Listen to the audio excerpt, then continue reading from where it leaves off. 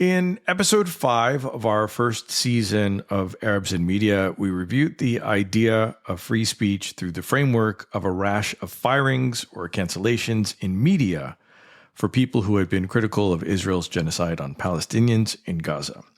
Now, news and entertainment since then have been no stranger to firings when a personality says something that makes you uncomfortable. But the era we are living in has extended to firings in all walks of life, not just media. So today on Arabs in Media, we are talking about the original media form, books. Now, how are your books placed? How are your community events programmed? And what I found out when I read this story is how the innocent old library that I grew up with was the setting for a really ugly battle of free speech. My next guest has quite a personal experience to tell us about. As a librarian for more than 2 decades at the Evanston Public Library, which is just outside Chicago, Lesley Williams became the center of a controversy during a process that invited a Palestinian author to speak, then canceled, then postponed, then brought back. And it ultimately happened, but not before the damage had been done. And this was not in the last year, but in 2014. The guest was Ali Abunimeh, who you may be familiar with if you follow progressive media. He is the co-founder of the progressive news site Electronic Intifada, and he'd written several books over the course of his career and was going to read a passage from it and was scheduled to speak. I'm going to let my guest tell us the hilarity that ensued next. Lesley Williams, you are also an active member of Jewish Voices for Peace. Yep. And you've got lots of intersections of really interesting nuggets in your life that have brought you to this place. But let's first talk about, well, first of all, welcome to Arabs in Media. Thank you. I'm excited to have this talk because I think, one of the things that is so important to me is that people rethink what free thinking is and that they change their media sources, change it up. Look up different ways to take in information. And I think in an era of social media where we're picking up little nuggets and sound bites on Instagram, which is important because it's communicating scale, there's nothing like a book to give you depth. Right. And to give you all of the roller coaster emotions that a book can take you through because it gives you that author's viewpoint of really important subjects. So tell me how this all got started. I know it's 10 years ago at this point, but when I first read the story, I thought it just happened. It does seem like something that would have just happened after October 7th. But sadly, mine was not the first time that libraries have not exactly followed through on their responsibility to be a bulwark against censorship. And it certainly was not the last time. And the very fact that there is an organization based in Chicago called Palestine Legal, whose sole mission is to fight back against censorship against Palestinians and people who speak out on behalf of Palestinians, shows that this is not really something new. But to kind of go back a little bit about kind of comparing books and social media, I honestly think, and many people think, that part of the reason there is a fairly big generation gap in terms of young people in support of Palestine is because of social media, because there's that immediacy. They can see what's happening in Gaza without it being filtered or mediated. And there, not to say that there's not any censorship of social media, because we know that there is. And yet it's a lot more difficult to completely shut down ideas and voices on social media. With print has to go through several layers of mediation, which is a good thing because, you want books to be edited, you want books to be fact-checked, but that also means that you can control what goes into books. And by controlling what goes into books, you control what becomes available in libraries, in bookstores, in schools. And sadly, that is what has been happening with Palestine for quite some time, and I would argue is still going on. So, for example, if you go to your local Barnes & Noble, and I often do this, and you ask them, what do you have about Palestine? You may find some cookbooks. And you'll find the Palestinian Table is a really popular one at Barnes & Noble. You'll find a lot of both sides narratives where, there's a chapter from an Israeli point of view and a chapter from a Palestinian point of view. You'll find a lot of books by other people, by Israelis or by Americans or Europeans, talking about Palestine. But it's actually pretty hard to find a lot of books by Palestinians about Palestine. So you may find Edward Said because, he's kind of the grandfather and so he's acceptable. But looking for someone like Ghassan Kanafani, a major figure in Palestinian liberation, journalist, author, novelist, hard to find his books. I mean, I challenge all your listeners to go to their local public library and their local Barnes & Noble and see how many books by Ghassan Kanafani they find on the shelves. Mahmoud Darwish, the Palestinian national poet, same thing. So I think what happened to me is really kind of an end result of this long time attempt to silence Palestinian voices in American libraries and bookstores and schools. It's interesting you bring up those examples of going to bookstores, which I also kind of do. I don't necessarily replace books from one section to another, but I am curious. Like I am, this is like, my medium trained mind. I want to see where the placement is. Is this end aisle? Is this on a feature table? And if the feature table is called Middle Eastern Studies or anything near that, I want to see what the titles are on there. And I find that neighborhood bookstores, with some exceptions, tend to be a little bit better about this. Yes. And and there are wonderful bookstores, not just in Chicago, but all over the country that are often they're a little bit more progressive or lefty bookstores, or they have more of an international flavor that do indeed have books by Palestinians. But the average person in many parts of the country doesn't necessarily have access to those bookstores. They're more likely to be using something like a Barnes & Noble, which frankly does a terrible job of presenting the stories of Palestinians. So where do those people go? To their local public library. And even in local public libraries, I think you will find that it is somewhat tricky to find books that are actually by Palestinians. And, for the past year or two, it's actually started before October 7th, I've led an anti-Zionist book discussion group for my synagogue, Tzedek Chicago. And I've been wanting to do a Palestinian book discussion for a long time. And one of the biggest impediments was that it's hard to find 10 copies of a book by a Palestinian that's easily available to people. Wow. Even now. Wow. So oftentimes I'm using articles where I'm able to download or get a free PDF. In a couple of cases, I had authors who donated copies of books. We've had to do interlibrary loans from out of state sometimes because otherwise we can't get enough copies to do a book discussion for a group of people. So, I think people should be questioning when this is a major U.S. political issue and foreign policy issue, when the fact that the U.S. commits $4 billion a year to supporting Israel and recently another $20 billion a year to supporting Israel's military, why is it so hard to find out about this? And, there's the philosophical question of intellectual freedom, but why do we think intellectual freedom is important? Partly it's because, we always say that an informed electorate is essential to the democratic process. Correct. And how can our electorate be informed if we are intentionally blocking access to information about such a crucial issue? So, to get back to what happened to me. So as I was telling you earlier, I've been a librarian for many years. I also converted to Judaism about 30 years ago. Mm-hmm. And really, for me, what's really disappointing about this story is I feel that both of those communities, in a sense, betrayed me, betrayed their values, betrayed the values for which I wanted to be part of those communities. So, I, like you, grew up in libraries. Both of my parents were teachers, spent a lot of time in school libraries, public libraries, university libraries. And, I had the T-shirts that say, if your library is doing its job, there's something in your library that'll offend everybody. And I had all the other intellectual freedom buttons and stickers and everything. And I was a dues-paying member of the American Library Association even before I got my library degree. So this was something that was really important to me.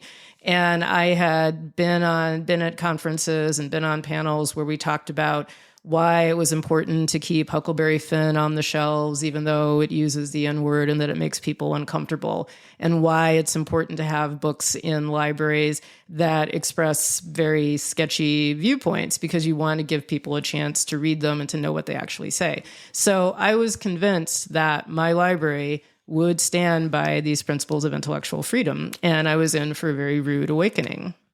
This is what really blows my mind, because the battles that you're referring to, like Huck Finn, which was around when I was, probably before I was born. I'm old, not that old, but it's still, I think that, the book banning narrative always feels to me to be people who are progressive or mainstream, even pushing back on the idea that people who are just have too much time in their hands don't want you to be exposed to the world, and they want to ban books on race and sexual identity or sexuality or all of those categories that they say this is going to reach impressionable minds and it's going to, recruit children or do all of these nefarious things. But at the end of the day, anybody who reads knows that information comes in many forms. And if you read a book about a certain topic doesn't mean you're going to go do that.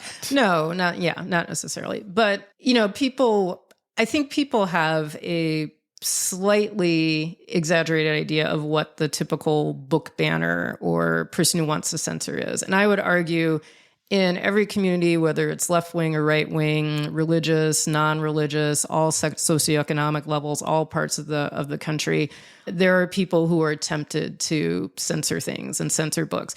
And no one ever sees themselves as a censor. We always think the other guy is the censor. We are protecting children. We are keeping vulnerable people, whether it's minority groups or, gay people. We are protecting them from people that are causing them psychic damage. We are standing against fascism. I mean, there are people that really do censor because they feel that they're standing against fascism. So in the time that I was at the library before the Ali Abunimeh incident, we had cases of very nice liberal people with really great values who were claiming we should withdraw a book because it was a children's book that had a gun in it, or that we should withdraw something like Persepolis because people thought it was sexist or because they thought that it painted Muslim women in a bad light. But the difference was with all of those cases, we followed a process, and all public libraries have a process for reevaluation, reconsideration of materials, a process where people in the community can say, look, I object to this book because I think the language is inappropriate for children, or, I think it's too violent, or I think it's too racist, or whatever. And what most libraries do is they say, okay, fill out a form and tell us why you don't like this book. We'll put together a committee with some parents. If it's a children's book, and it's almost always a children's book, we'll bring in some teachers that teach at that grade level and have them sit around and read the book and actually have a discussion about the book. And then that committee makes a recommendation. And it can be, in very rare cases, it can be removing the book. More often, the request is this, maybe it just doesn't feel like it's age appropriate. So maybe it should be moved to the adult section, or if it's in the children's section, it should be moved to the teen section. But the point is that there's a process. Yeah. And what we have seen lately, and part of the reason why libraries have been actually getting a lot of good press lately, is that we have seen a rise of right-wing attacks on libraries where there's no process, where there are people who literally will go into their public libraries, sometimes check out, but sometimes just throw books that they disapprove of into a cart and take them out of the library. And that has been happening at many, many venues. But the thing is, what happened to me was not those sort of people. It was not what we often think of, the evangelical Christian super right-wing people. This was good, liberal, Evanston people who were doing this, and good people who would not think of themselves as being censors. So again, this was 2014, as you said. The way my approach to programming was, I worked with a lot of local organizations. So there was a lovely local group called Neighbors for Peace.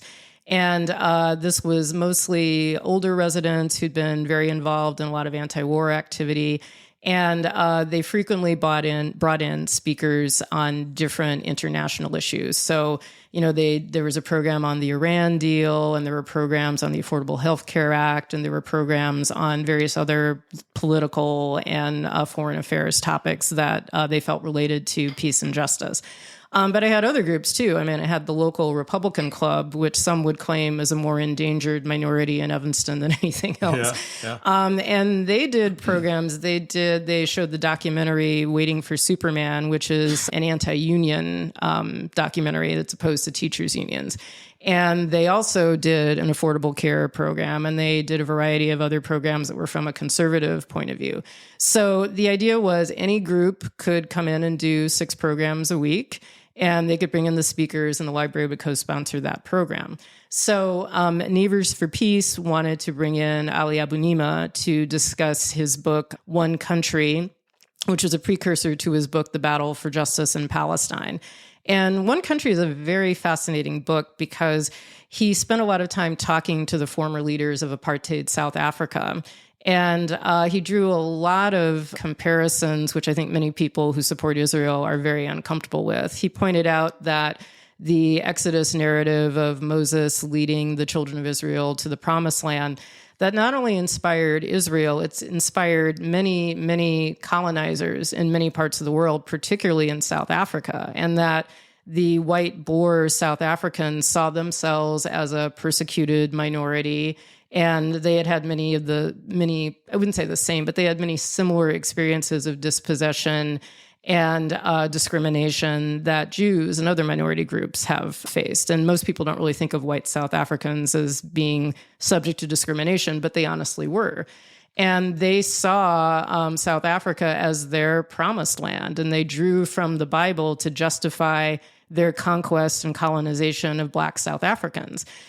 So, he talks about that in the book. He also talks about how the leaders of white South Africa eventually realized that continuing their occupation, continuing the whites-only power base was not something sustainable in the long term, that they were becoming the world pariah, that young people across the world were protesting this. There were encampments on college campuses. This is beginning to sound familiar. Yeah, just a little. So it's a very powerful book, but obviously this is something that if you're a strong supporter of Israel was a very threatening book. Uncomfortable to say very the least, uncomfortable, I'm sure. yes, definitely very uncomfortable. So, but hey, I was working in a public library, and public libraries are supposed to deal with uncomfortable books. And I had actually done programs for library associations about how to discuss uncomfortable books and how to push back against censorship. So I was completely convinced that this was going to be fine. However, this was 2014, and Operation Protective Edge, which was the 2014 assault on Gaza. There have been so many that I honestly have trouble keeping track of the names and the numbers. It's like massacres today. There are so many of them. They each have a name. Yes. They all blend together. And I think that's deliberate, not just because each one has a distinct name, but it's meant to make you lose interest because it blurs together, like kind of as a lay person. Yeah. Hearing these operational names, like everything to me after Desert Storm, I couldn't tell you what it was because it had such a personal impact. But and it has such a inspiring name, Protective Edge. Right. Protective Edge, which resulted in the deaths of thousands of Gazans yet again. So this is around the time that the 2014 Gaza assault was beginning. And obviously, as after October 7th, feelings were running very high. So I had said to my library director, we're having this program in July. We know that people are probably going to get upset. And I just want you to know about that. And she assured me that, yes, this was going to be fine. And I said, perhaps in the fall we could do another program on Israel and Palestine and invite, some people on different sides. And she said, oh, yes, that would be fine. But then And I don't know for certain what happened, but I'm pretty confident that she was getting pressure. She was getting calls or letters from people that did not want this program to take place. So then she started to say, well, I'm concerned that it's not a balanced program. So again, just to remind you, I had been doing years of programs with Republican clubs and Neighbors for Peace and African-American groups and Latino groups. When we did Waiting for Superman, no one said, well, you have to have the teachers union to speak on that program as well. And when we did the programs on the Affordable Care Act, nobody said, well, you have to have somebody who's going to speak against the Affordable Care Act. It was basically you had people come in, they gave their program. Obviously, people who disagreed were welcome to come and to argue with them and to discuss it. But it wasn't as though it wasn't a tit for tat thing that, you bring in a speaker on one side and you have to have a speaker on the other side on the same program. So that made me kind of suspicious. Well, and just from that perspective of the idea of balance, I mean, the whole both sides concept has been kind of dismantled over the past few years anyway. Just if somebody is representing 90% of what's going on and the 10% says you need to give me equal time, right, that's not balanced. Right. Yeah, well, and it would be as though, if somebody who was speaking up for Black Lives Matter or speaking up for the rights of immigrants, you said, well, you have to have the white power structure side of it because otherwise it's not balanced. Right. But the point is that we never did that. And that's never something that libraries have insisted on, that every program has to be balanced. It's just you do the program and you let people come in and discuss it. And obviously, you wouldn't want a series of programs where they were all from the same point of view. But that was not what was happening at the library. And frankly, we had never done a program with a Palestinian up until that time. So eventually my director called me and left me a voicemail, which was fortunate because I could use it as evidence, saying that, she was really sorry, but she thought, she had thought about it. And because the program wasn't balanced, we were going to have to postpone the program until we could have a balancing speaker. And this is something I was very naive about Palestinian issues and Palestinian organizing. But I have found that this is also a very common tactic for silencing Palestinians, either to say a program isn't balanced or to say, well, tensions are running high, we're going to postpone it, but not with a specific rescheduling date in mind. So I said, I know Ali Abunimeh, and I don't think he is going to take this lying down. And she said, it'll be fine. The marketing department will put out a statement and, there won't be any problem, but just let him know that we're, quote, postponing his program. So I called him, and as I expected, he was furious. And he said, if the Evanston Public Library postpones my program, I will consider that an egregious act of censorship. And I said, well, I agree with you, but my director says we can't do your program unless we balance it with somebody on the other side.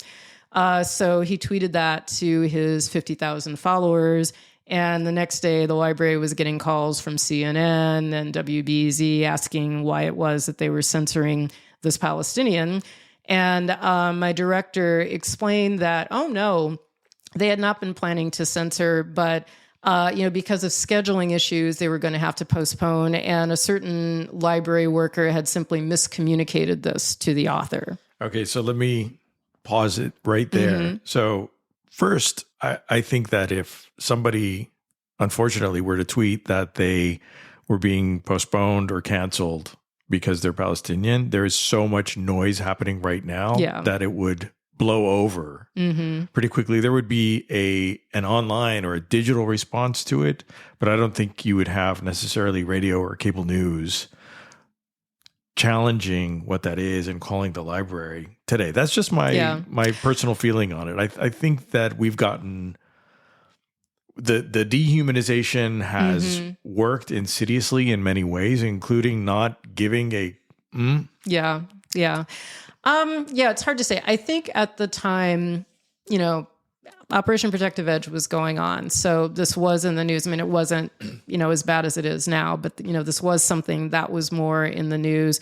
But I think, and this one thing that I've learned is that there are an awful lot of people that really just don't know anything about Palestine, let alone Gaza. So I think it wasn't in the average person's consciousness as much as it is now. Sure. But, as I said, this is certainly not the first time that somebody speaking on Palestinians was being censored by a public library, public school, public university. What was different here, though, and you alluded to it, was that they threw you under the bus. Oh, yeah, totally. The library threw you under the bus. The library director threw me under the bus very deliberately, very deliberately. So, soon I noticed that she was having meetings with some of the public relations staff and board members that I was very definitely not allowed to come to. And she put out a story in the local paper, the Evanston Roundtable, about how committed they were to intellectual freedom and how unfortunate it was that this staff member had miscommunicated the situation to Mr. Abunimeh. And he, of course, knew what was really going on. So I was not allowed to be at the program. Interestingly, the entire board and the director came to the program, which they had never done. I mean, I think that's the first and last time any of them ever came to any of my programs. The audience for it was so large that they had to get an overflow room, and they had to project it because there were so many people that wanted to attend. And so Ali had asked me if I wanted to say anything or wanted me to repeat anything to the audience on my behalf. So, the program started and the director welcomed him, and she was so happy that he was going to be able to come and speak. And he said, well, I'm really grateful that things changed and I was allowed to speak. But there's someone that I think we have to acknowledge who isn't here, and that's Lesley Williams, because without her, this program would not be taking place. And she just has a message for everyone, which is that she says, I am not going anywhere. So obviously, this sort of riled the feelings of the board members and the director. And I found out, sent through FOIA requests, that immediately after that, the board informed the director that she was going to have to find an excuse to fire me. And there were messages from the board saying that I was a thorn in the library's side, that I was making the library look bad, et cetera, et cetera. So I was called into human resources to talk with them and with their lawyer. I was told I could not bring my attorney to explain what had happened. And I said, well, because the director was now claiming she had not told me to tell him to postpone the program. And of course I had my voicemail. So I said, well, here it is. You can listen to it.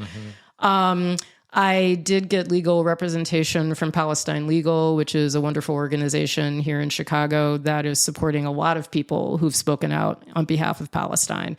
But then I went through basically 3 years of them trying to find any excuse they could to fire me, and me, once again, refusing to go anywhere.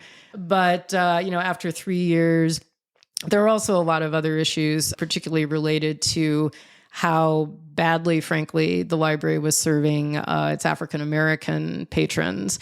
And eventually the pressure was just getting it to be a lot. And on the advice of my attorney, he negotiated a settlement with me from the library. So I eventually did step down. But it took them 3 years, and they had to pay me to go. And that had to be, on a lot of different levels, a personal toll as well. Oh, sure. Yeah. I mean, I know that this is really hard for people to believe, especially people who know me now, but I don't actually seek out conflict and controversy, and I know that is hard to believe. I did not see myself as an activist. I mean, I think that experience is what made me an activist, on a lot of different levels. I was a librarian. I mean, my activism was through hosting book discussions, hosting an African-American heritage book discussion and an LGBTQ book discussion and a Latino book discussion. And that was how I was seeing myself having an impact. It wasn't through this kind of activism. But there's a certain point where you get pushed to a certain point, and you just say it's not going to make any difference anymore. There's no point in my trying to be nice to these people because they're going to do what they're going to do. So. Right. It was 3 years of every time we had a staff meeting and my director would sit at one end of the table and I would just sit at the other end and just stare her down through the entire meeting. But yeah, it gets emotionally exhausting. So I was, by the end of 3 years, I was happy to move on. But, what I learned from that, first of all, just the insidiousness of this, that, no one ever said exactly who was unhappy or, why there was this sudden decision to postpone the event. Also, I had started to look for somebody from like the Israeli consulate or some other organization to be on a panel with Ali.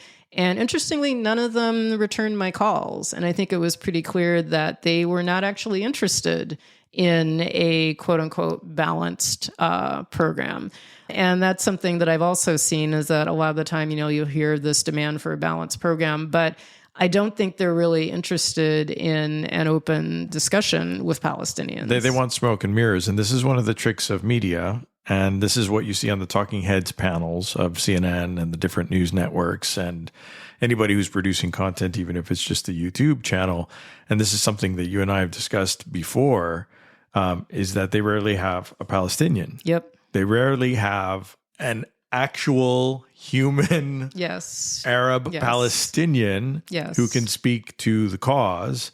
They want people who are going to be proxy people who will discuss things incompletely, people who won't have receipts, people who won't be able to, stand toe to toe with something that is well prepared from a counter narrative perspective. And it ends up making a Palestinian voice invisibilized. Yep. If that's a word. And totally. Our entire society seems bent on keeping Palestinians invisible.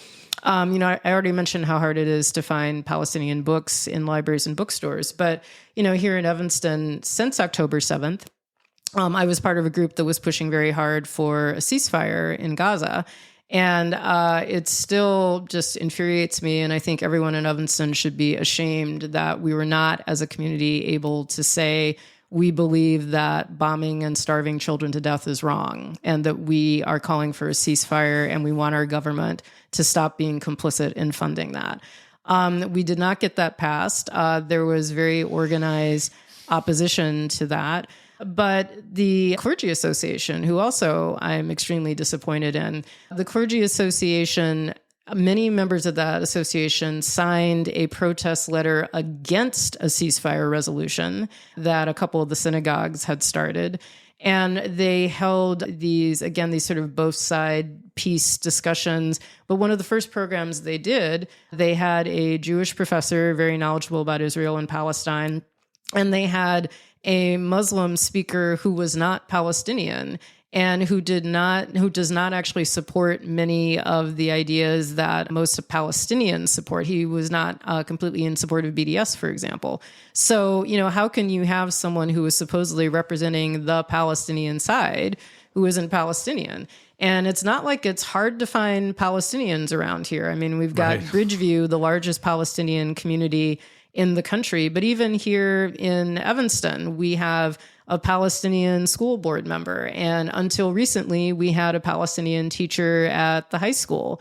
And yet somehow our clergy association was not able to find a Palestinian to be on this panel. Why do you think a clergy association particularly or specifically would not make something like that happen, right? People make things happen that they really want to make happen. And if there are barriers to scheduling or... It's not a barrier of scheduling. Yeah. It was cowardice and a deep, deep fear of doing something controversial. What I hear over and over again, and I'm talking primarily about Christian clergy, is there is residual guilt, very well deserved, over their inaction in many previous human rights atrocities, notably the Holocaust, but also things like the civil rights movement. I mean, the overall, the white Christian establishment does not have a super great record on human rights. Let's just say that. And certainly in the Holocaust, inaction, making excuses, often being on the wrong side, So there is that. And, okay, I'll give them that. Yes, you do owe not just the Jewish people, you owe humanity a pretty huge apology for that. But the answer to it should not be being involved in another human rights atrocity, being involved in another genocide.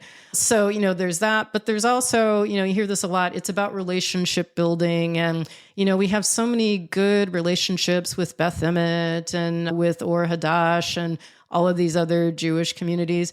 And, that's fine. I have two answers to that. One is look to where the young Jewish people are.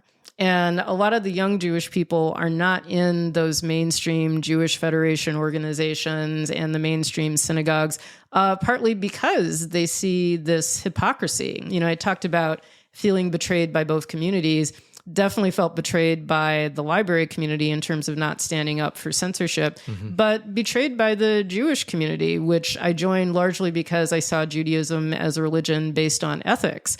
And I think the young Jewish people, the ones who are demonstrating at these campus encampments and in downtown Chicago and in cities all over the world and taking over the Capitol building in DC, that is the future of the Jewish people. So if as a Christian clergy, you're saying, we need to be in relationship with our Jewish and brothers and sisters, look to your young Jewish brothers and sisters and, at least to give them equal time as opposed to shutting them out and only establishing relationships with this older generation that is honestly not following what I would call Christian values in this case. So, there's that cowardice, that sense that, we need to maintain our relationships. But so the city of Evanston has something called the Equity and Empowerment Commission. And it looks at what you would expect they would look at, mostly racial justice issues in Evanston. And so after October 7th, after the mayor and the city manager had all issued all of these statements about sympathy with Israel and, how terrible the Al-Aqsa flood was, which it was. Yeah, of course it was. It was a horrible thing. But as October turned into November and the death count started to build and build in Gaza and very soon had overtaken the death toll from October 7th. And now, of course, is 5 times as high as a death toll on October 7th, probably much more because we simply haven't been able to dig out all the bodies yet. Not a word from the city, nothing talking about the pain of Palestinians seeing this happen day by day. So the Equity Commission proposed the original ceasefire resolution. And the reaction, you would think that they had called for a pogrom in downtown Evanston. The next meeting of the Equity Commission after they had proposed this resolution, the room was packed, absolutely packed, with people literally screaming at these equity commissioners, saying that the Equity Commission should be abolished, saying that these women were ignorant, that they were stupid, that they were anti-Semitic. People claiming that because we had proposed a ceasefire resolution, they, as a Jew, did not feel safe in Evanston, that their children were not safe in Evanston, even though we have a Jewish mayor, a Jewish congresswoman, a Jewish governor. And yet somehow these people who are white middle-class people are saying that they feel unsafe in Evanston because someone dared to suggest that bombing innocent families and children is not something we should be standing up for. And the Clergy Association went along with it. And then later, when there was a city council meeting at which actual Palestinians showed up from Students for Justice in Palestine and other Palestinian supporting organizations, and they had a little kind of like mini demonstration in the city council meeting. The clergy was outrage at the lack of respect and the way that they were threatening and making people in the community feel unsafe. And this is one population that has seen thousands of its members slaughtered, and nobody is willing to stand up for it, and nobody is willing to say anything about it. And they dare to have one. I mean, this was not a violent demonstration. It was basically a lot of chanting during a city council meeting.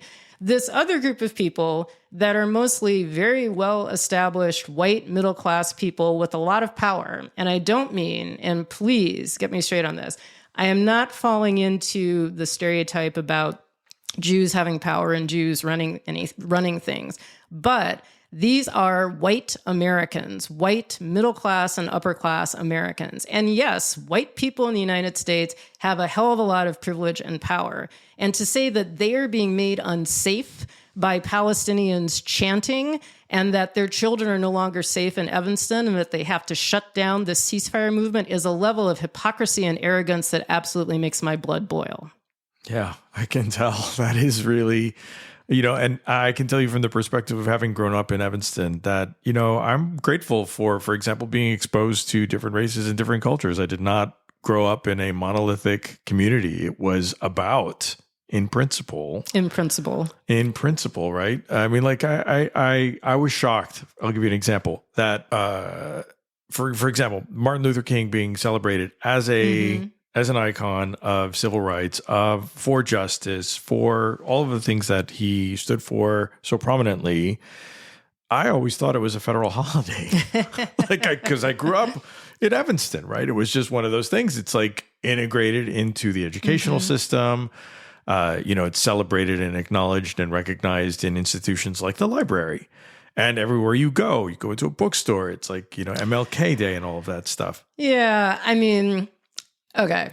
Martin Luther King was obviously an absolute icon, but we celebrate the side of him that we want to see. Right. And a lot of people are not so happy about celebrating the radical king who called for the end of the Vietnam War, who was killed actually in a union protest for garbage workers, who talked about the United States as being a racist and violent, oppressive, and colonizing country. And also, despite, and I can tell you this from working in the library, dozens and dozens of picture books about Martin Luther King. How many are there about Stokely Carmichael, about Angela Davis, about Assata, about Fannie Lou Hamer, about Malcolm X, for that matter, right? About the radical Black tradition and the Black tradition that frankly espoused Palestine as part of this global struggle of people of color against European colonization and domination.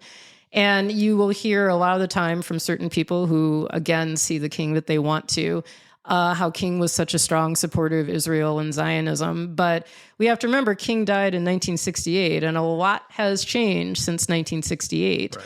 And even at the time that he died, he was very upset with what was going on with the 1967 war and the occupation. And he honestly held back, I think, on criticizing Israel because he had a lot of supporters who were Jewish and who were supporters of Israel. But Martin Luther King is just one civil rights leader. And if you look at what the bulk of civil rights leaders stood for, and if you look at what people in, say, Black Lives Matter stand for, it's Palestine, because they see the commonalities. They see the connection between white militarization and colonization, the oppression of people of color here, the oppression of people of color in Palestine. There's a wonderful group called Dream Defenders, a young African-American activist who are very solidly in support of Palestine, who have sent delegations over to Palestine. They did a really wonderful video called When I See Them, I See Us, where Angela Davis and Danny Glover and Cornel West and many other Black leaders join with Palestinian leaders, calling out their similarities and urging Black Americans to recognize that when Ferguson was being taken over by the police and Black people were getting attacked with tear gas, it was Palestinians who wrote to them and suggested, this is how you deal with tear gas. This is how you avoid kettling by police. So yeah, it's cool that we celebrate Martin Luther King, but I think we should also be celebrating this other Black radical tradition. There's a great book. Of course, I'm a librarian, so I have to recommend a book. Yes. There's a great book I'm reading now called We Resist, about African-American activists throughout history in the 18th, 19th, and 20th century who did not accept nonviolent resistance and said, basically, if they're coming at us with guns, we are going to come at them with guns, and how that has often been the means of protecting and saving African-American communities. So if your African-American history only goes as far as Martin Luther King, you don't know anything about African-American history. And I can say that in Evanston, I was not a great history student, but I do remember like as young as first, second, third grade. I mean, that was part of what we got introduced to, is just now hearing the balance of the conversation having ended with the side that people wanted to see about MLK, that I'm a little bit sad, more than a little bit sad that, you know, the educational system didn't go further or deeper. Yeah. Yeah. And, you know, I mean, the education system, that too, my dad was actually a history teacher. And my dad and my mom both worked for the Chicago Public Schools. And I have a father-in-law who taught at Evanston Township High School. I have a brother-in-law who is a math teacher in the northern suburbs. So we're a very teacher-heavy family. Yeah. But I've got to say that ETHS has been a big disappointment as well. So there's an organization, Students Organized Against Racism, and I think it was shortly after the Ali Abunimeh event that some of the students asked me to come and speak to their group, which I did. Mm-hmm. And then they wanted to plan, they had a whole wonderful program planned, and they were going to bring in Israeli speakers, they were going to bring in JVP, they were going to bring in Palestinian speakers. And the administration of Evanston Township High School told them that they were not allowed to do this program, that they did not have the capacity to do a program on Israel and Palestine. What did they mean by capacity? You know, they never really explained that. What does that mean to say that kids don't have a capacity to discuss an issue like this? And shouldn't education be about developing those capacities? And they told them that even if this group of kids, as the ETHS Students Organized Against Racism, did it outside of the building, that they would still be sanctioned for doing that. And that too was, you know, before October 7th, just a few years ago. I can tell you that there is a Palestinian teacher who recently quit ETHS because of relentless harassment from certain parents. There are other teachers who have spoken out against Palestine who are also undergoing a lot of harassment from certain groups of parents. This is not unique to Evanston. I also have friends who teach at Oak Park River Forest who are experiencing similar harassment. So again, you know, schools, it's not just that this is terrible for those teachers, and it is terrible for those teachers. And it's partly that it is terrible for Palestinians not seeing their stories told, having their narratives suppressed.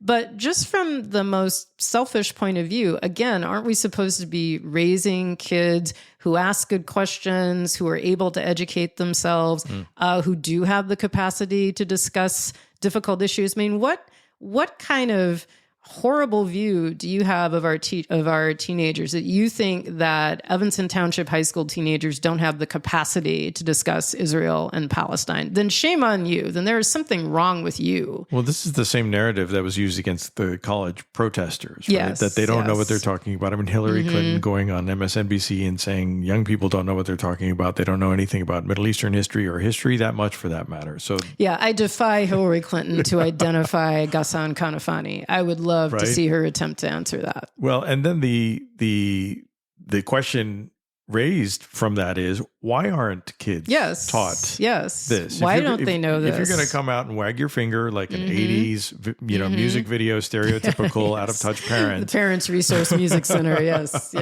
If you're going to come out there and tell people that they're dumb, which is not a great strategy, if you want them to come to your side and your side of the opinion aisle.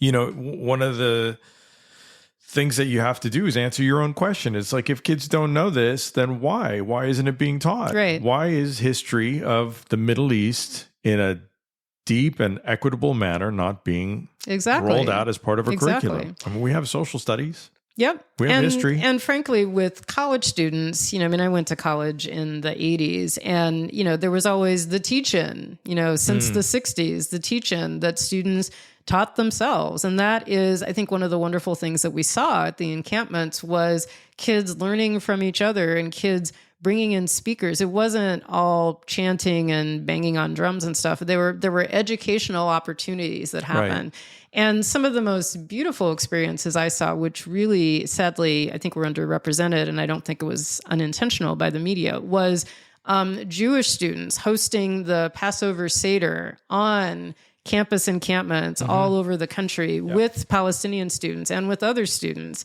and talking about their experience of growing up and what they learned about Israel and what they didn't learn about Israel.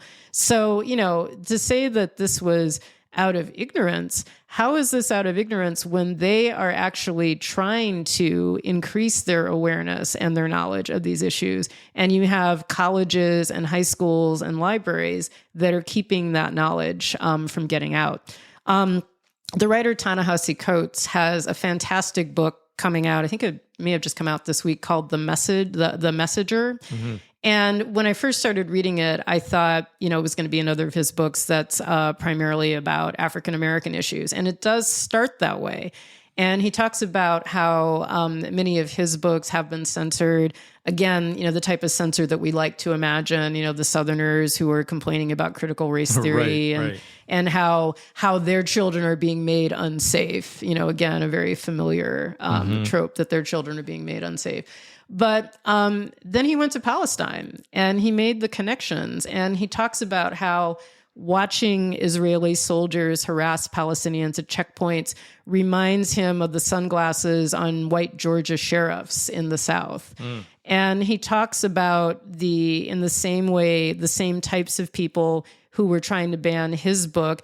It's like, it's not because it made them uncomfortable. It's because there was the risk that it would make them think, and the risk that it would make their children think. And he spent time in Palestine. He talks about how being in Palestine was one of the most racist experiences he ever had as a black man. Being in Israel was one of the most racist experiences that he ever had. He talks about coming back to the U.S. and spending time in Bridgeview with Palestinians in Bridgeview and talking about their experiences. So, the underlying racism, both in the African-American experience and in the Palestinian experience, there are a lot of connections and a lot of resonance between the two. And there's this similar attempt to shut down the voice of the people being oppressed because the oppressors claim that they're being made to feel uncomfortable.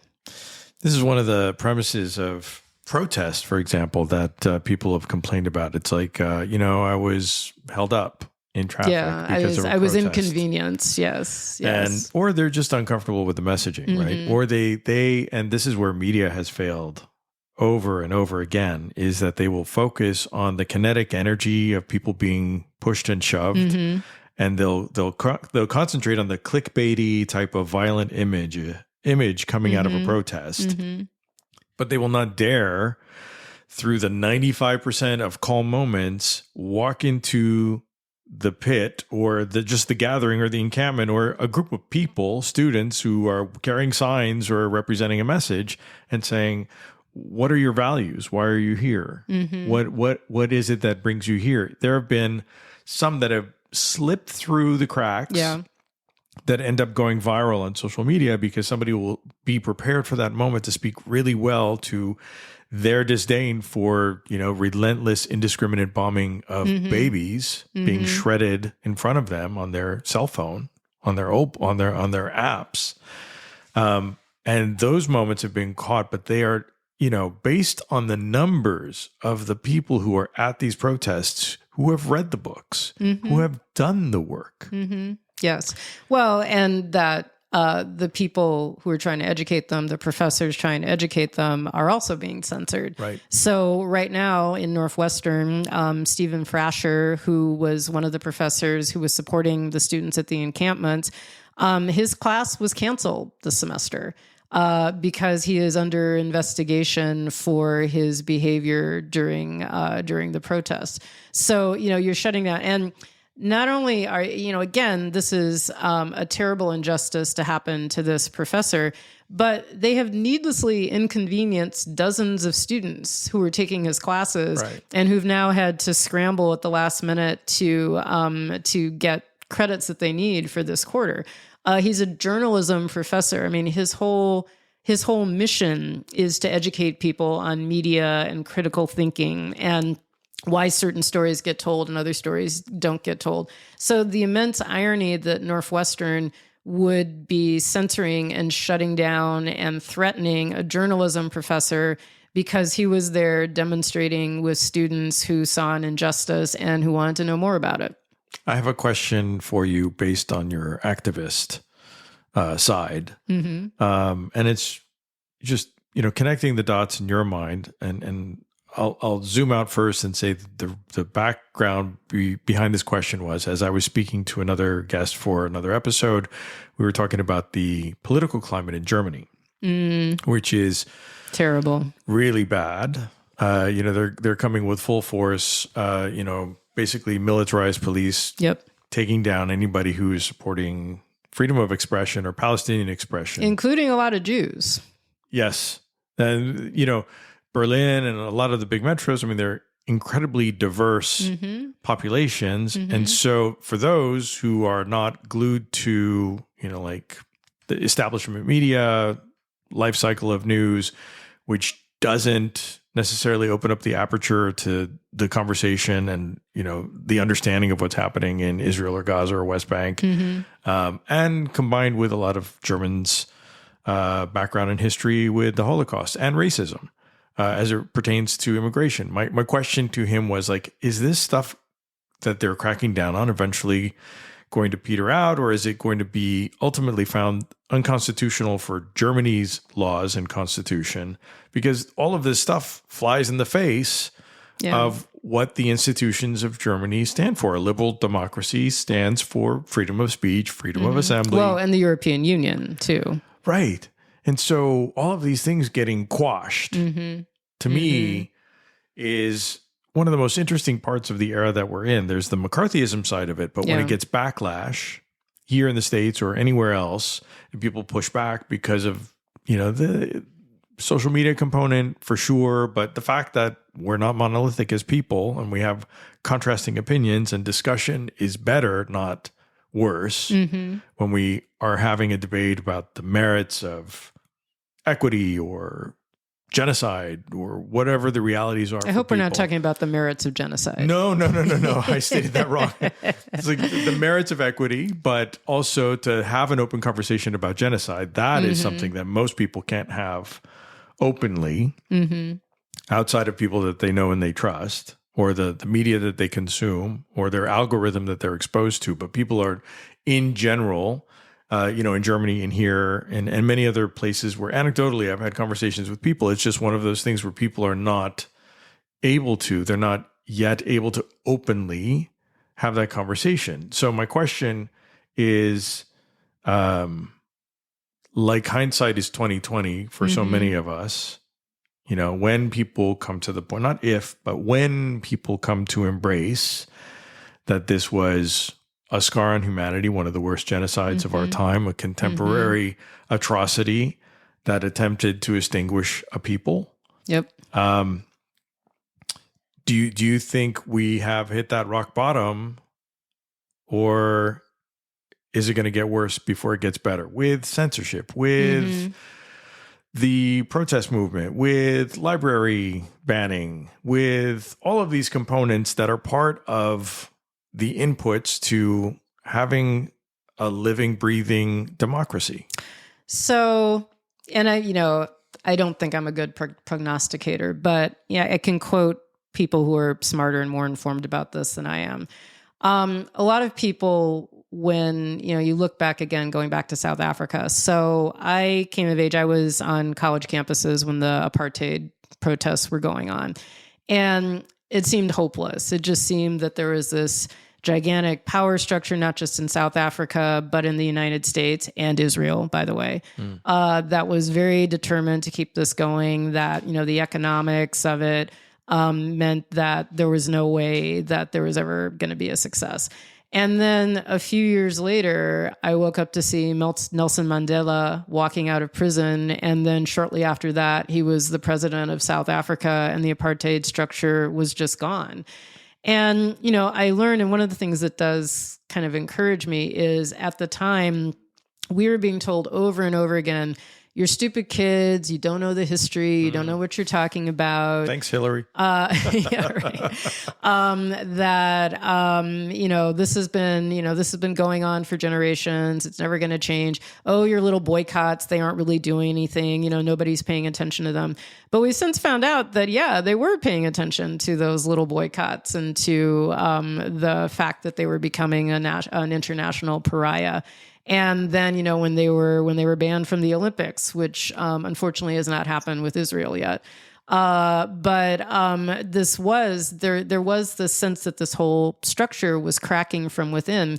And it's been described as sometimes when you have a stone that crumbles, it seems like it's completely solid on the outside, but the structure inside is really beginning to fall apart. And you don't see that for a while. And then all of a sudden you see it and it completely crumbles. And that's what happened with South Africa. I would like to think that that's what will happen with Israel and Palestine, that there will be this tipping point where, first of all, people in Israel, I think, some of them are beginning to reach that tipping point. There was a great article by an Israeli economist, Shir Haver, I think his name is, about a month or so ago, talking about how people were pulling their money out of the country. People who can immigrate are immigrating. Part of the reason that there is so much Jewish activism on behalf of Palestine in Berlin is because those are people who have left Israel and have moved to Berlin. So, when something becomes, when a country becomes a place that people don't want to invest in anymore, that's a really bad sign. And I think there is this bunker mentality that a lot of Israelis and a lot of Israel supporters in the United States are in. But, there's only, how long can you keep that up? And how long can you continue to just walk around with your fingers in your ear and just cry anti-Semitism and not listen to what's going on? Especially when your youth are seeing what's going on and are asking you why you're not doing anything about it. So my hope is that will happen. I don't think it's going to be anytime soon, unfortunately. I mean, it may take another generation for that to happen. But, I think what happened at the Democratic National Convention was very interesting. I was there, of course, protesting. Yeah. And, talking about betrayed democracy and betraying democratic principles. So you have this small group of people who had voted uncommitted, who had a pretty major effect in certain states like Michigan. Right. They had, I think, 30 delegates who were actual official delegates.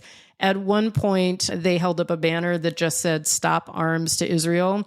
They were not blocking anybody. They were not chanting. They were not getting in anybody's way. They were just holding up the sign along with everybody else who was holding up signs. And to a person, all the delegates who saw that tried to rip the banner away from them, held up their signs, their Harris Wall signs, blocking them so that the cameras would not show them. And they were dragged out. They were dragged out for the crime of holding up a sign that the rest of the Democratic Party did not agree with. And so, when people talk about this election is an election between democracy and fascism, I sometimes wonder, yeah, really? Really? So this is democracy that you're going to kick out duly elected delegates just because they're holding up a sign that you disagree with, that you're going to refuse to allow a Palestinian to address the floor of the convention, even though you had allowed the parents of an Israeli hostage to address the floor of the convention. That does not speak terribly well for our democracy. There were a lot of optics that most people did not catch if they weren't aware of the Palestinian struggle, because it was just to them a relief valve. The thing that they may have or probably didn't acknowledge was that Biden was tanking them and bringing their hopes with them. Yeah. And not that he was a great articulator of what any sort of democratic hope was by the time he stepped out of the race, but watching the news through the prism of the simple asks of the Palestinian activist community, there were terrible optics. Yep. Terrible optics that came out, including that banner moment that you just described, and some people who are still looking for somebody who was assaulting one of the women carrying the banners from behind, like hitting her in the head. Well, and there were delegates who were openly laughing at and mocking Palestinian demonstrators who walked by with their hands and their fingers so they wouldn't have to hear the Palestinian demonstrators.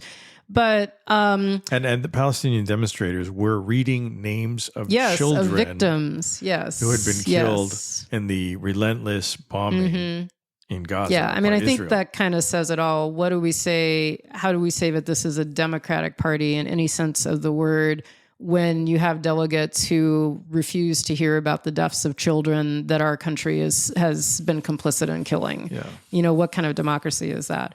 But, November will be interesting. There are several polls that have indicated that Harris and company would gain more votes than they would lose if they would at least say they would consider conditioning aid, that they would consider putting an arms embargo in place, but they won't do it. And I think kind of like those older members in, the clergy association and the Jewish mainstream communities that are refusing to listen to young people, I think the Democratic Party is doing the same. And I think it might really come to hurt them come November. Yeah. Yeah. I think the vibes that everybody's counting on, and if you hear noise in the background, it's my brother's dog chewing on a big plastic toy. Although they don't use a lot of plastic when we recycle. Okay. So, sustainable dog toys. Yes, exactly.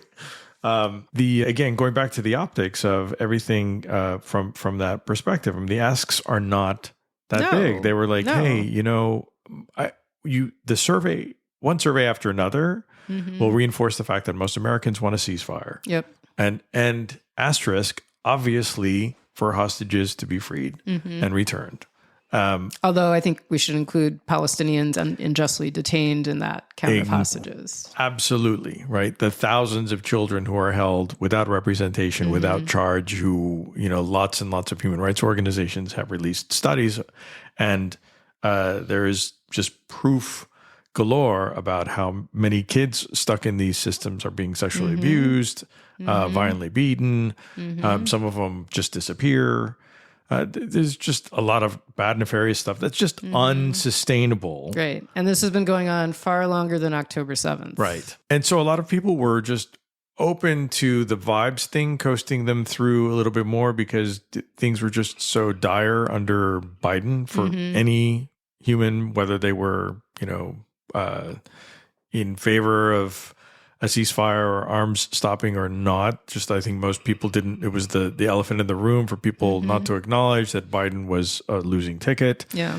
But everybody was like open-minded. Okay, let's see how this goes. And people were hopeful that the air of empathy that came out of Harris and the grandfatherly, Tim Walz look coach, and just the earnestness and the humility and the fact that he's not a billionaire, just, leveraging cronies for favors and all of those things. As far as we know, like all politicians in my mind, there's that risk.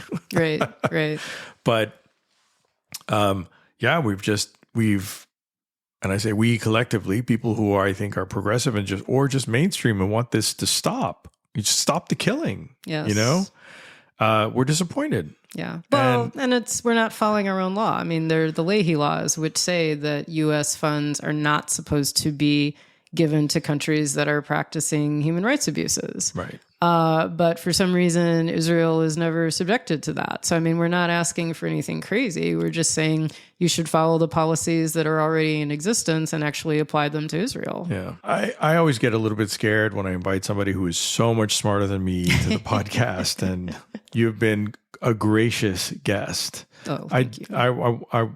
And just full of knowledge, like the library and your experience that happened 10 years ago, to me still blows my mind. I will say that, one of our conversations prior to getting together for this podcast that blew my mind, and it is another form of censorship. I want you to just briefly, if you could touch base on what was going on with another community library here. Yeah. where a film was going to be presented for the community to have a discussion about. Right. So, there's a documentary that has been going the rounds all over the country for the last year or so called Israelism. And it is made by two Jewish filmmakers. And it largely follows the story of Simone Zimmerman, who was a young Jewish woman raised in a very mainstream Jewish community who ended up establishing If Not Now, which is one of the major Jewish organizations in support of Palestine. And so, it's kind of like what her Jewish education was. And, they talked to many Jewish organizations on campus. They talk to people who support Israel. They talk to people who don't support Israel. So this is hardly any kind of radical, super left presentation. And I just want to emphasize this is a movie made about Jews, featuring a Jewish protagonist, and largely addressing the Jewish community. So it's been shown 2 or 3 times here in Evanston. A couple of churches have shown it. It's been shown at Northwestern. It was even... Now, I don't remember if it actually happened. It was on the schedule to be shown at Evanston Township High School, and it was postponed. But I do think they ended up getting a chance to show it. So Northbrook Public Library, several Jewish organizations, If Not Now, which is Simone Zimmerman's organization, Jewish Voice for Peace, and a group called the Jewish Labor Bund, which is it's a new version of a very old left-wing Jewish group. They wanted to show it in the library, as, community groups often do. And so they filled out their form. It was approved. It was on the schedule. And then they started to get the calls and complaints and the emails. And I am told that the Northbrook Library received over 800 emails and calls in protest of the film, that it was anti-Semitic, that there were going to be massive demonstrations if this film was allowed to be shown at the Northbrook Public Library. So the library, and if you go to the Northbrook Public Library's webpage, you will see many, many statements about how they support the Library Bill of Rights, which says that there should be no viewpoint discrimination in terms of programming at the library, that library spaces should be provided to everyone in an equitable manner, regardless of the nature of the organization. And by the way, there were Northbrook residents who were members of these groups who had planned the film. So it was local taxpaying residents in Northbrook planning this program. And so the library essentially told the groups planning the film that because of all the threats and the dissension and the fact that there were likely to be a lot of protesters, the only way they could show the film would be if they paid an additional $4,500 for security and insurance. Now, I don't quite see how that is making the library facilities open to all on an equitable basis, regardless of viewpoint. And it just seems tremendously backwards to me that you have one group of people who, in good faith, wants to offer an educational film about their community, and you have another group of people who are essentially behaving like thugs, trying to censor and drown out that point of view, and are actually threatening people in the community. And who's being asked to pay the money? Is it the good faith group of people offering the film, or is it the thugs? If somebody's being forced to pay $4,500, it seems to me it should be the people attacking the library and attacking the presentation of this film. Making threats, yeah. Yeah. So as things stand now, unfortunately, I think the organizers decided that they were not going to accept this being forced to hire security and pay for insurance. So they're looking for another place to show the film. But, the point is, again, Jewish community and library community being profoundly disappointing.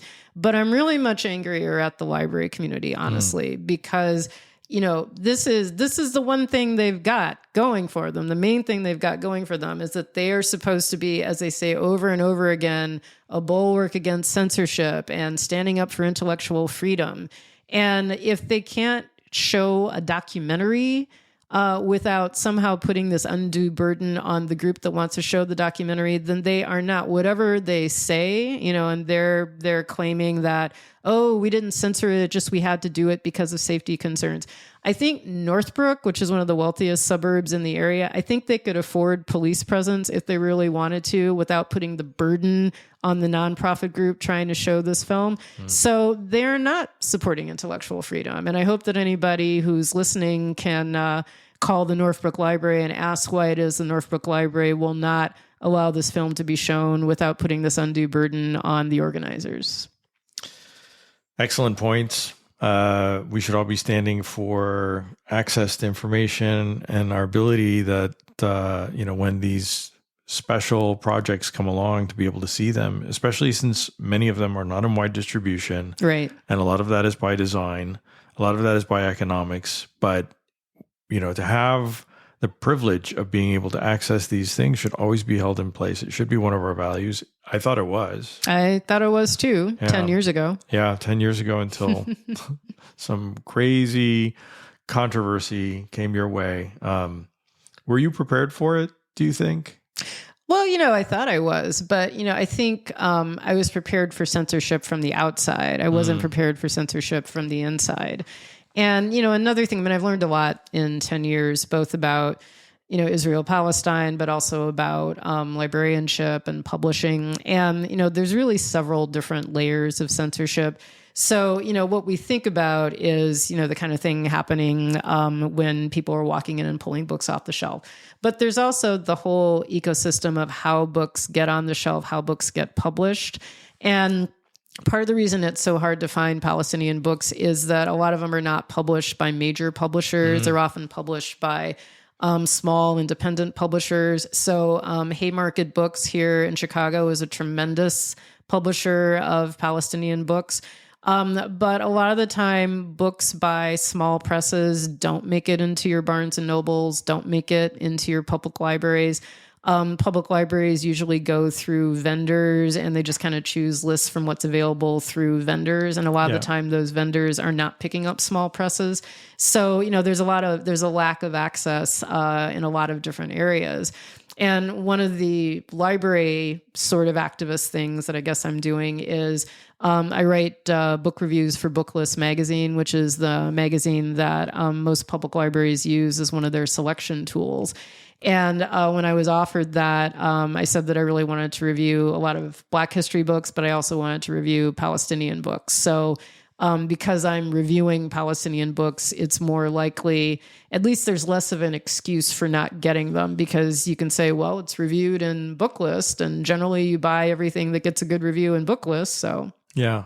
Can I add those links to the podcast notes? Sure. Oh, that would be great. Because I think that's one of the things that kind of emerged at the beginning of this last year was when people heard phrases like, it's complicated. It's, you won't understand this unless you're from there or unless you've lived there. All of those types of, tired phrases of like trying to diminish what we see. It's form of gaslighting. To Very definitely. Very definitely. I just saw human beings shredded and pulverized. You're Look telling away. me that it's too complicated. I mean, I may not be the smartest tool in the shed, but I can tell you that I know a genocide when I see it. Well, Ta-Nehisi Coates has, it's not hilarious because it's really tragic, but he says, I was told over and over again that one needed the intellectual knowledge of a nuclear physicist to begin to understand Israel-Palestine. Well, and this is how young people today have countered that. And part of this came from the social media ecosystem where people were like, oh, we were told yesterday that we were like basically too dumb to understand this. So I went and read these books and they pulled up, one book after another. And people I've found that a lot of people that I've met through protest marches or just talking to them for an interview or just casual conversations, driving through Dearborn or, talking to people outside of a cafe, is that they are really articulate and clear about what it is that they want outside of a ceasefire. And it's all about the very basic human needs that we have for equity and dignity and the ability to live freely. And they put it in ways that have nothing to do with all of the things that they're accused of being, just by virtue of protesting, by virtue of speaking out. So I think the idea of recommending books or reviewing books is a great way for people to stay engaged through this whole process. We will include your links on that.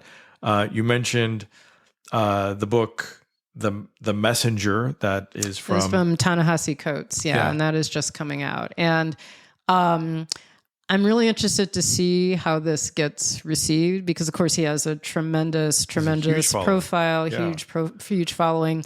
I think people are going to be really surprised when they find out how much of it is about Palestine. I'd say at least a third of it is about his experiences in Palestine. Wow. And the way he is very directly connecting it to censorship efforts in the United States. He talks about the journalistic imbalance. He talks about the fact that you very rarely hear a Palestinian on the news actually talking about these situations. So I think there are going to be some really interesting discussions when people find out what that book is actually about. I'm looking forward to it. I'm going to go to a local bookstore and get a copy, or the library. Yeah. Well, that's the other thing. It'd be really hard for Barnes & Noble and libraries to not buy a Ta-Nehisi Coates book. Right. If they don't. Yeah, there would be a lot of questions about that. A lot of backlash to that. Yeah. Absolutely. And well-deserved, too. So kudos to him. We do a segment called The Shout Out, where we call out people who are doing good, and that could be anything. It could be personal. It could be something that you've witnessed. We've had a variety of different organizations, individuals, or entities that are called out in the Shout Out segment. And based on your recommendation early on, I'm going to shout out from my side, Palestine Legal. It sounds like they do amazing work.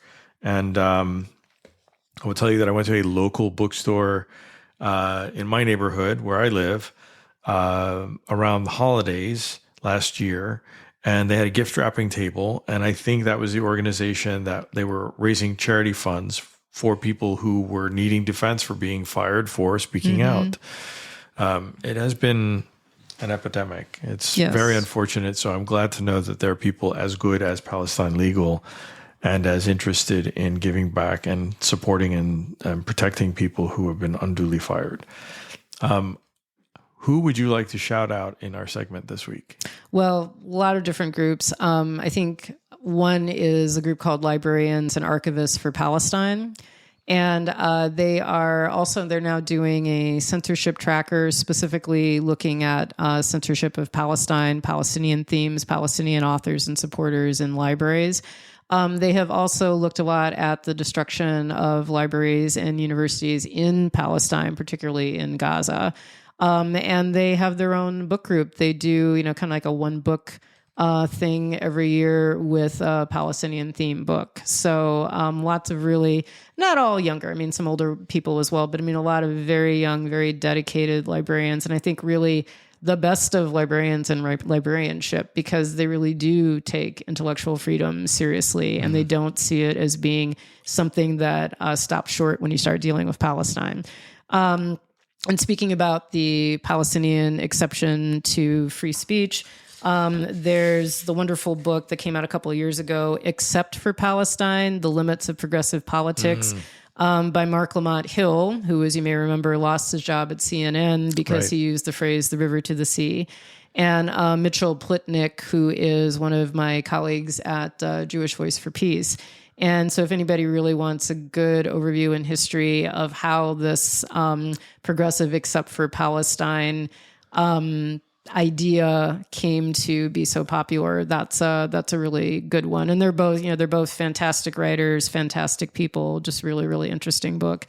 But also, obviously I've talked about Jewish Voice for Peace, which is very dear to my heart and has been for a very long time. But, and I would say, I know that I've been very hard on libraries and very hard on the Jewish community. But, I think, first of all, it's vital that we distinguish between the Jewish community and the Zionist community or the pro-Zionist community. I think it's also important to remember that a lot of this is coming not only from Jews and the Jewish community, but from Christian Zionists. Christian Zionists are major funders of AIPAC. They are definitely responsible for a lot of the political, keeping up this political consensus of support for Israel. And I don't think that gets said quite enough.